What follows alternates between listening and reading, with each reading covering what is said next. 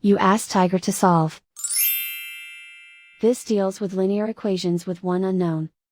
The final result is y equals -7.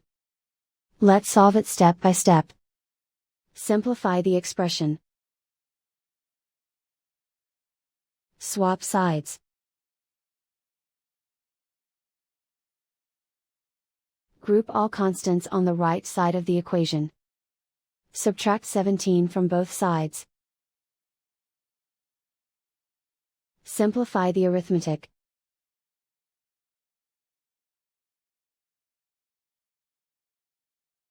Isolate the y. Divide both sides by 4.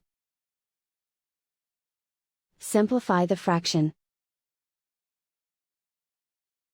Find the greatest common factor of the numerator and denominator. Factor out and cancel the greatest common factor. And so the final result is y equals -7.